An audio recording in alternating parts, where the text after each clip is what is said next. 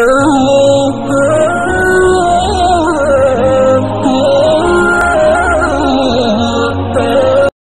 اللہ الرحمن الرحیم۔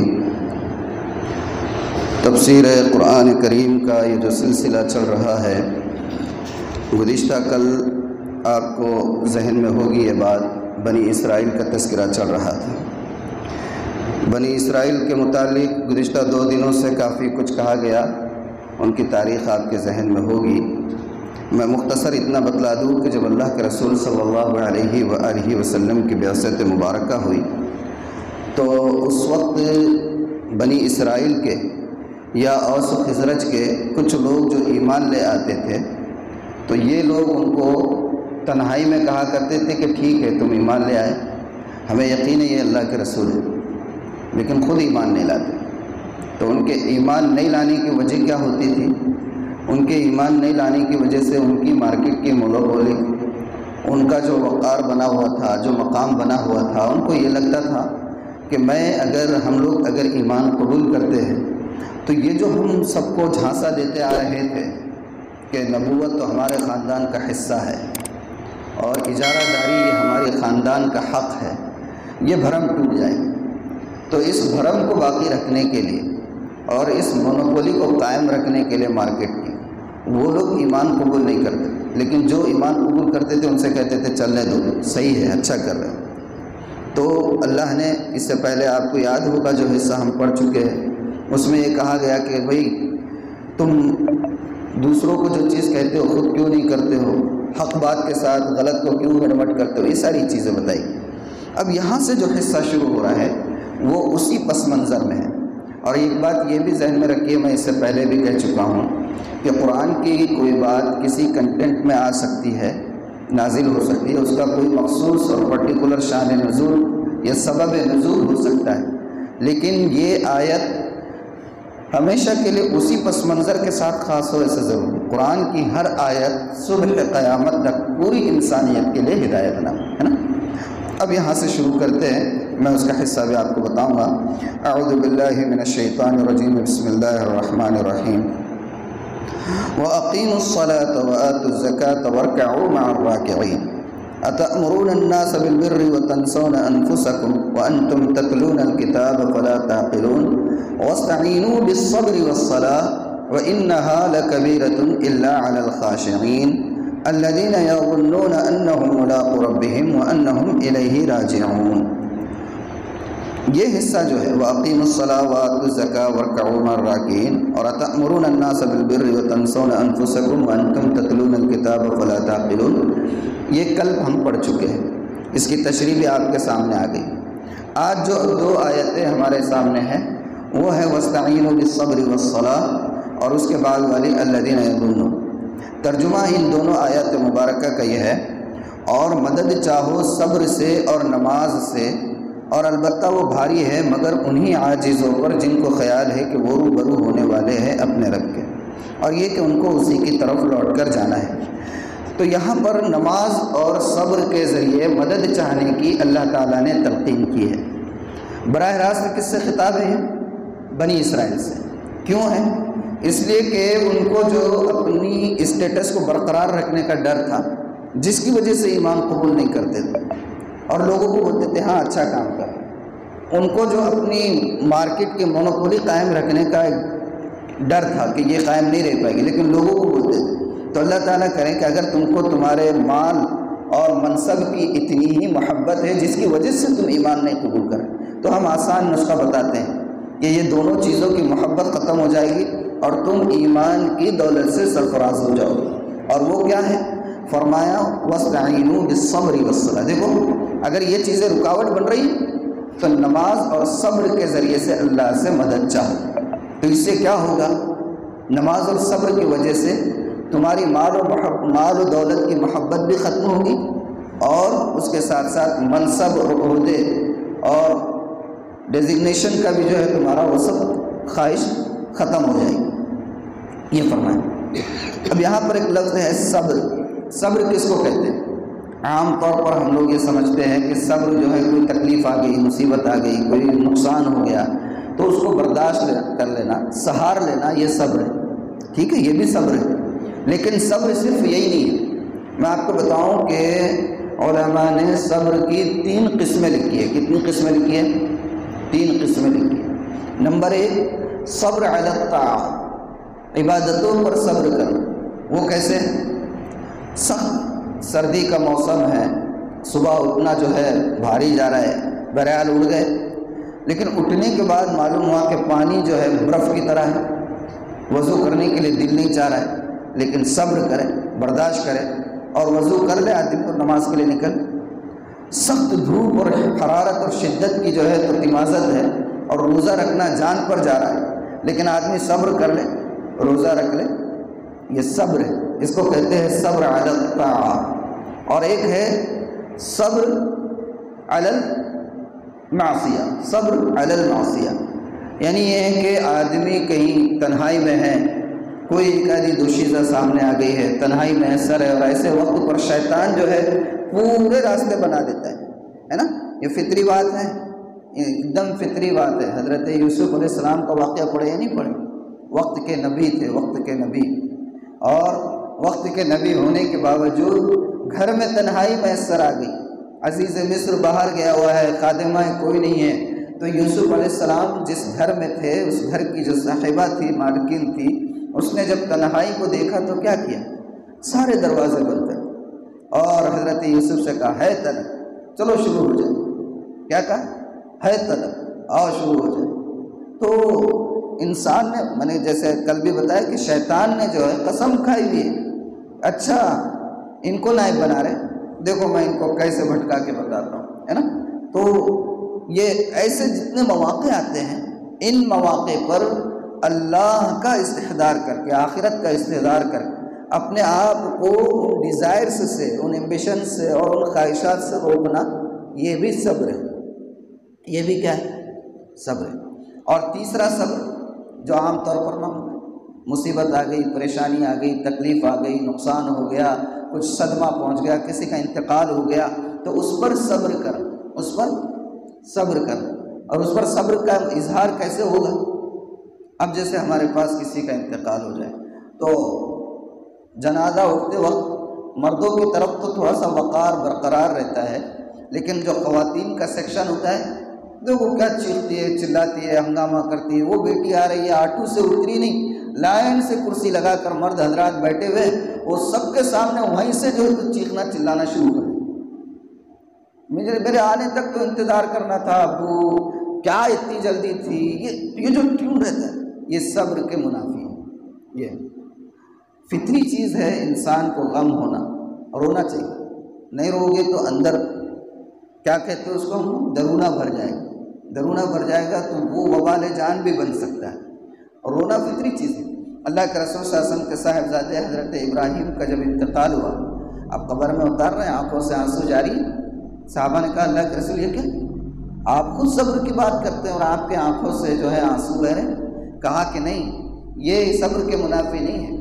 صبر یہ ہے، صبر کے منافی بات یہ ہے کہ آدمی واویلا مچانا شروع کر دے، گلا پھاڑنا شروع کر دے، چہرے پہ مارنا شروع کر دے، اپنے آپ کا ہوش نہ رکھے. یہ صبر کے منافی. اور ایک بات میں آپ کو بتاؤں، اللہ سے کبھی صبر کی توفیق نہیں مانگنی چاہیے. کبھی بھی صبر کی توفیق نہیں مانگنا. کیا نہیں مانگنا؟ صبر کی توفیق مانگ رہے مطلب یہ ہے کہ آپ حالات مانگ رہے اور ان حالات پر صبر مانگ رہے. سمجھ میں آئی بات؟ کبھی بھی کیا نہیں مانگنا چاہیے؟ اللہ مجھے صبر دے. بہت ساری عورتیں رہتی ہیں، مرد حضرات بھی، جیسے تھوڑی سی ادھیڑ عمر ہو جاتے ہیں، بچے جب بہت زیادہ ستانے لگ جاتے ہیں، کیا ستا رہا رے بھائی، اللہ ہی صبر دے بس. ارے کیا تکلیف دے رہا ہے یار، اللہ ہی صبر دے بس. یہ جو ٹیون رہتا نا، نہیں ہونا چاہیے. ایک صحابی ایسی صبر کی دعا مانگ رہے تھے، اللہ کے رسول نے منع فرما دیا. حضرت عباس رضی اللہ عنہ، کون ہے معلوم؟ حضرت عباس جی اللہ کے رسول صلی اللہ علیہ وسلم کے چاچا ہے اور بہت پیارے چاچا ہے. اللہ کے رسول صلی اللہ علیہ وسلم کی بہت جو ہے ابتدائے اسلام میں آپ نے بہت پشت پناہی کی، جیسے ابو طالب نے کی. حضرت عباس نے بھی اسی طریقے سے اللہ کے رسول صلی اللہ علیہ وسلم کی بہت ہیلپ کی. جب آپ ایک دم بالکل ابتدائی دور میں اللہ کے رسول صلی اللہ علیہ وسلم جب قبیلے آتے تھے، تاجروں کے تجارت کے قافلے آتے تھے، تو وہ جو مارکیٹ کا حصہ تھا مکہ کے باہر اس وقت میں، جہاں پر لوگ لا کر اپنا مال لے کر بیچا کرتے تھے، تو اللہ کے رسول صلی اللہ علیہ وسلم کیا کرتے تھے؟ آپ کا معمول مبارک یہ تھا ابتدائی دور میں کہ آپ ان تجارتی قافلوں کے پاس جا کر دین کی دعوت پہنچایا کرتے تھے۔ قولوا لا الہ الا اللہ تفلحوا، دیکھو اللہ کو مان لو کامیاب ہو جاؤ گے۔ اور میں جو بات کہہ رہا ہوں اللہ کی طرف سے نازل کردہ وحی کی روشنی میں، وہ بات یہ ہے کہ جس نے ہمیں پیدا کیا اس کے علاوہ کسی کو شریک مت کرو، کسی اور کی عبادت، یہ آپ سمجھاتے تھے۔ حضرت عباس آپ کے ساتھ ساتھ ہوتے تھے، کیوں ہوتے تھے؟ تاکہ کوئی آپ کو گزن نہ پہنچائے، کوئی تکلیف نہ پہنچائے، اتنا سپورٹ کرتے تھے۔ تو ایک مرتبہ حضرت عباس اللہ کے رسول کے پاس آئے اور کہا کہ بھتیجے، اے اللہ کے رسول، کوئی ایک چیز بتا دو جو میں اللہ سے مانوں، ایک ہی چیز، زیادہ نہیں چاہیے، کوئی ایک چیز ایسی آسان جو میرے لیے ہر چیز سے کافی ہو جائے۔ تو مختصر جملہ آپ نے فرمایا، اللہ کے رسول بہت مختصر فرمایا ہے، سل العافیہ، چچا جان بس اللہ سے جب بھی مانگو عافیت مانگا کرو۔ کیا مانگا کرو؟ ہاں، اللہم انی اسألک العافیہ، جیسے سنتے ہوں گے نا امام ائمہ حضرات بھی دعاؤں میں دعائیں مانگتے رہتے، اللہم انی اسألک العفو والعافیہ فی الدنیا والآخرہ۔ تو اللہ کے رسول نے فرمایا چچا جان عافیت مانگا کرو، عافیت۔ حضرت عباس چلے گئے، چند دنوں کے بعد پھر آئے کہ اللہ کے رسول کوئی ایک جملہ بتا دو۔ ان کو لگا کہ وہ ایسی روا میں بول دیا آپ صلی اللہ علیہ وسلم، کہا کہ ایک جملہ بتا دو جو میرے لیے ہر طرح سے کافی ہو جائے۔ تو اللہ کے رسول صلی اللہ علیہ وسلم کا لہجہ مبارک تھا، چچا جان عافیت، اللہ سے عافیت مانگ، یہ انداز تھا، عافیت مانگنا چاہیے۔ اور حضرت عباس کیا شخصیت تھی، اللہ غریق رحمت کرے، کتنا ادب کرتے تھے۔ اللہ کے رسول صلی اللہ علیہ وسلم کے چچا ہے اور آپ سے عمر میں 2 سال بڑے تھے حضرت عباس۔ کتنے بڑے تھے؟ 2 سال بڑے تھے اللہ کے رسول صلی اللہ علیہ وسلم سے۔ کوئی اگر حضرت عباس سے یہ پوچھتا انت اکبر ام النبی صلی اللہ علیہ وآلہ وسلم، کہ عباس آپ بڑے ہوں یا اللہ کے رسول صلی اللہ علیہ وسلم بڑے ہیں عمر میں، تو جواب کیا ہوتا تھا؟ جواب کیا ہونا چاہیے؟ جواب یہ ہونا چاہیے عمر میں بڑے تھے، رشتے میں بھی بڑے تھے، تو جواب یہ ہونا چاہیے تھا کہ بھئی میں بڑا ہوں، 2 سال بڑا ہوں۔ لیکن حضرت عباس کا جواب کیا ہوتا تھا؟ حضرت عباس فرمایا کرتے تھے هو اکبر منی وانا ولدت قبلہ عامین، کہ وہ مجھ سے بہت بڑے ہیں، اللہ کے رسول مجھ سے بہت بڑے ہیں، لیکن اللہ نے 2 سال پہلے مجھے پیدا کر دیا۔ کیا جواب! سبحان اللہ، سبحان اللہ، کیا ادب ہے، اس کو کہتے ہیں ادب۔ کہا کہ وہ مجھ سے بہت بڑے ہیں، وہ اکبر منی وانا ولدت قبلہ، کہ وہ مجھ سے بہت بڑے ہیں اور اللہ نے مجھے ان سے 2 سال پہلے پیدا کیا۔ مزاج صحابہ کا مزاج یوں ہی جو ہے، ان کو خیر امت نہیں کہا گیا۔ یہ جو قرآن میں آیت ہے نا، کنتم خیر امت اخرجت للناس، ہم تو پوری امت کے لیے لیتے ہیں اس کو، بالکل صحیح ہے، پوری امت بھی لوگوں کی بھلائی کے لیے نکالی گئی، لیکن اس آیت کے براہ راست مخاطب صحابہ کرام تھے۔ اللہ ان سے فرما رہا ہے کہ تو کنتم خیر امت اخرجت للناس، کہ تم پوری انسانیت میں سب سے بہترین گروہ تھا جسے انسانیت کی رہنمائی کے لیے نکالا گیا۔ تو ایسے لوگ تھے۔ بہرحال تو سمجھ میں آئی بات صبر کی۔ صبر سے کیا ہوتا ہے؟ صبر کرنے سے ایک تو یہ ہے کہ مال و دولت کی ساری خواہش نکل جاتی، آدمی کو کچھ خواہشات پیدا ہو رہے ہیں، آدمی صبر کر لے، یہ سوچے کہ یار بھئی یہ پیسہ زیادہ آئے گا، ٹھیک ہے غلط راستے سے آ رہا ہے، زیادہ آ رہا ہے مگر غلط راستے سے آ رہا ہے تو مجھے بھی غلط راستے پر ہی لگائے گا، اور اگر نہیں بھی لگائے گا تو کم از کم وہ لقمہ جو پیٹ میں جا رہا ہے اس کی وجہ سے میری عبادتیں تو جو ہے کوشچن مارک میں پڑ گئی۔ آدمی کم از کم سوچ لے تو بہت ساری جو نا حب جاہ اور حب مال، یہ 2 چیزیں اس سے ختم ہو جاتی۔ اور دوسری چیز نماز میں بھی صبر ہے نا، نماز میں صبر ہوتا ہے۔ اور نماز ہم لوگ کیا سمجھتے معلوم ہے؟ نماز کون سی عبادت ہے؟ نماز بدنی عبادت ہے، لیکن ایک طرح سے نماز مالی عبادت بھی ہے۔ مالی عبادت کیسے ہے؟ کیا پیسہ لگتا ہے؟ اس میں پیسہ لگتا ہے نماز پڑھنے میں؟ نہیں لگتا۔ مالی عبادت بھی ہے نماز ایک طرح سے۔ وہ کیسے ہے؟ بھئی آپ کو نماز کے لیے وضو کرنا پڑے گا کہ نہیں؟ میونسپل کارپوریشن سے پانی آتا، بل بھرتے کہ نہیں پانی کا؟ بھرتے نا، پیسہ لگ رہا ہے۔ نماز کے شرائط میں کیا ہے؟ نماز کے شرائط میں بدن سطر کا چھپا ہوا ہونا۔ آپ یہ کپڑے پہنتے تو پیسے لگتے کہ نہیں؟ یہ نیت رہنا کہ اللہ میں بدنی عبادت بھی کر رہا ہوں، مالی عبادت بھی کر رہا ہوں تو دوہرا اجر ملے گا۔ ہمارا مسئلہ بے نیتی کا ہے، بدنیتی کا نہیں ہے۔ ہمارا مسئلہ کیا ہے؟ بے نیتی کا، نیت نہیں کرتے ہم۔ کوئی بھی کام کریں گے اس کام میں جتنی اچھی نیتیں ہو سکتی اتنی نیتیں کریں گے اتنا اجر ملے گا۔ ہمارے قریب میں ایک بہت بڑے بزرگ گزرے، حضرت عبدالحی عارفی رحمہ اللہ، بہت بڑی شخصیت گزری ہے۔ ابھی اس وقت کے عالم اسلام کے جو سب سے بڑے فقیہ مانے جاتے ہیں حضرت مولانا شیخ الاسلام مولانا مفتی تقی احمد عثمانی دامت برکاتہ، ان کے شیخ تھے عبدالحی عارفی رحمہ اللہ، جو حضرت مولانا اشرف علی تھانوی کے خلیفہ تھے۔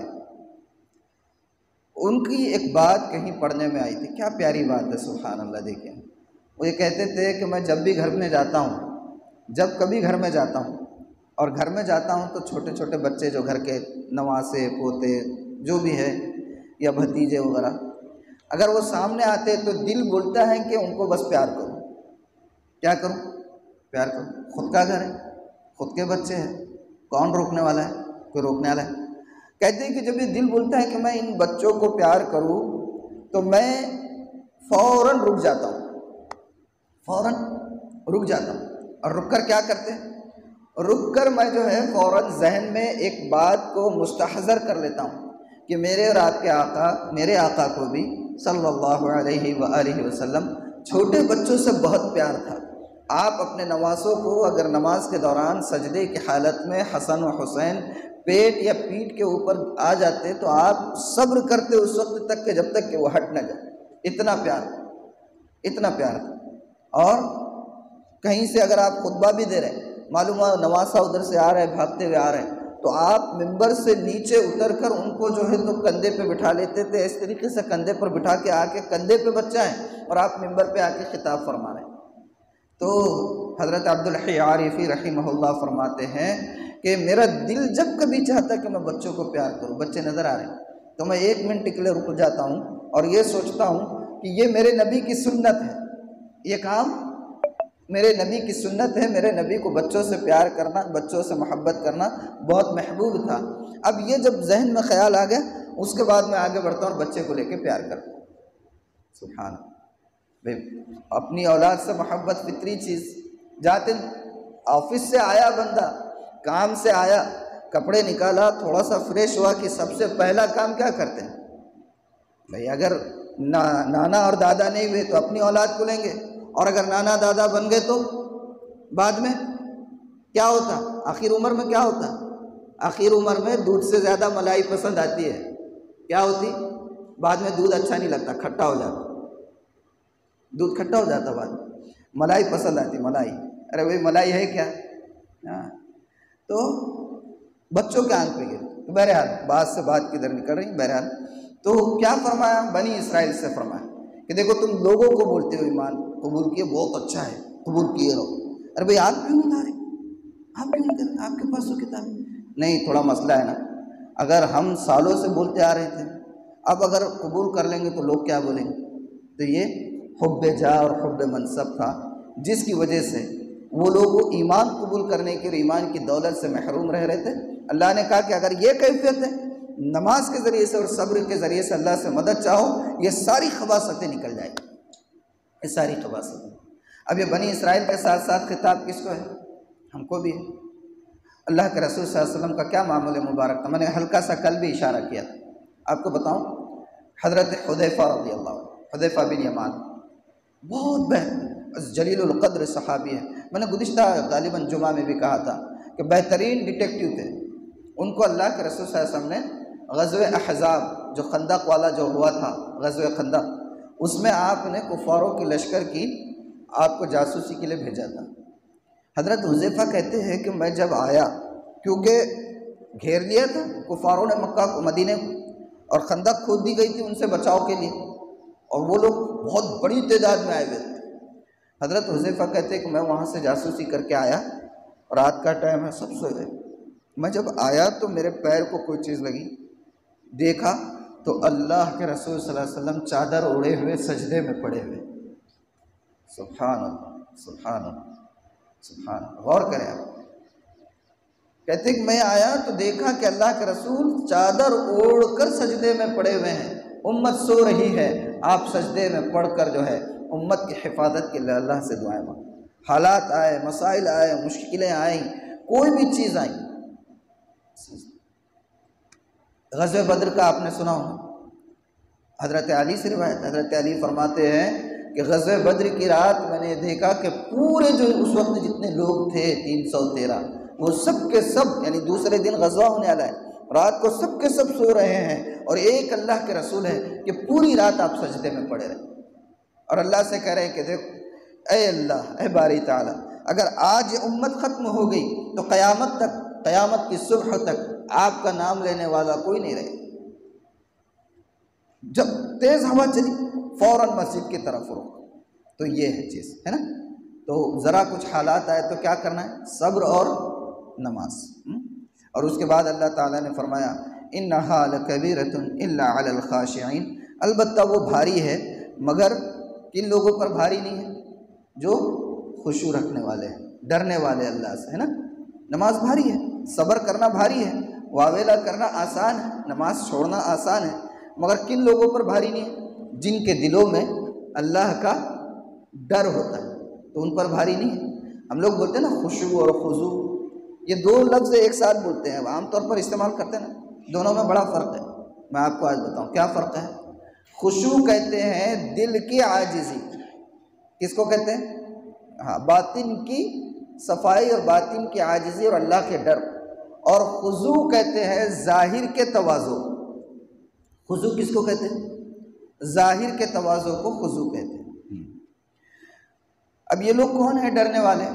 اگر وہ ڈر رہے ہیں، ان کے دل میں خشوع ہے، یہ کیسے معلوم ہوگا؟ فرمایا الذین یظنون انہم ملاقو ربہم، یہ وہ لوگ ہیں جن کو خیال ہے کہ وہ روبرو ہونے والے ہیں اپنے رب کے، یعنی جن کو ہر وقت یہ ڈر رہتا ہے کہ بھئی ایک دن تو مرنا ہے، ایک دن مرنا ہے۔ کب آئے گی موت اچانک کسی کو پتہ ہے؟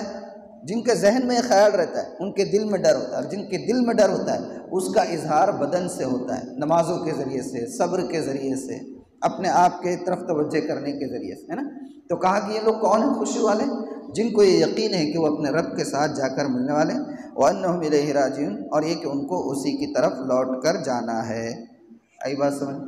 یہ آج تک کا اتنا حصہ ہے، جو کچھ بھی پڑھا ہے اس پر عمل کے اللہ تعالیٰ توفیق عطا فرمائے، بالخصوص نمازوں کی حفاظت کی اللہ تعالیٰ ہمیں توفیق عطا فرمائے۔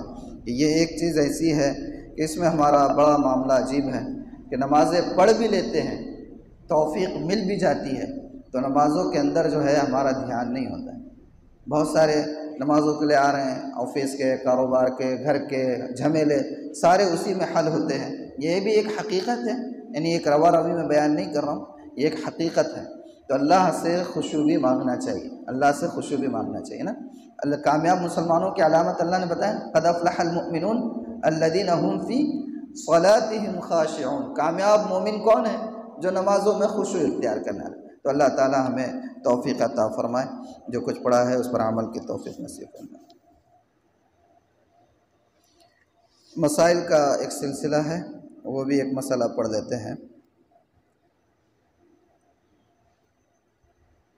آج کا مسئلہ ہے جنازہ لے جاتے ہوئے بلند آواز سے ذکر کرنا مکروہ ہے۔ پہلے بہت ہوتا تھا یہ، اب الحمدللہ یہ تقریباً ختم ہو گیا۔ کچھ جنازوں میں خال کبھی کبھار نظر آتا ہے، لیکن اللہ کا کرم ہے بند ہو گیا۔ تو مسئلہ یہ ہے کہ جنازہ لے جاتے ہوئے بلند آواز سے ذکر کرنا مکروہ ہے، البتہ آہستہ بلا آواز ذکر و فکر میں مشغول رہنا بہتر ہے۔ آہستہ بلا آواز ذکر و فکر میں مشغول رہنا بہتر ہے۔ اب کیا ہوتا ہے، جنازہ آگے جا رہا ہے، پیچھے چل رہا ہے، ایک صاحب دکھے السلام علیکم، ارے بہت دنوں بعد دکھ رہے ہیں، کیا نظر نہیں آ رہے تھے؟ میت میں چل رہے ہیں، بہت دنوں بعد دکھ رہے، تو وہ کہاں چل رہے اس کا استدار نہیں رہتا، یہ نہیں ہونا چاہیے۔ میت کے ساتھ اگر چل رہے ہیں تو آہستہ سے، کہ آپ کی آواز بس آپ ہی کے زبان کے حد تک محدود رہے، ذکر و فکر میں رہنا چاہیے، سوچنا چاہیے کہ بھئی آخرت کا سفر ہے، ایک دن ہمیں بھی جانا ہے، اعمال کا توشہ ساتھ لے جانا ہے، لیکن زندگی کا نہج یہ ہے، پتہ نہیں کیسے ہوگا، اللہ جو ہے دستگیری فرمائے، کرم فرمائے تو شاید کچھ یہ آدمی سوچتا رہے گا تو عمل کی بھی توفیق ملتی ہے۔ کیا ملتی ہے؟ عمل کی توفیق۔ ٹھیک ہے، ذہن میں رہے گا مسئلہ۔ جنازہ لے جاتے ہوئے بلند آواز سے ذکر کرنا مکروہ ہے، آہستہ آواز سے، یعنی بالکل آپ تک محدود رہے، ذکر و فکر کرتے رہنا چاہیے۔ اللہ تعالیٰ عمل کی توفیق عطا فرمائے۔ سبحان اللہ و بحمدہ، سبحانک اللہم و بحمدک، نشہد ان لا الہ الا انت، نستغفرک۔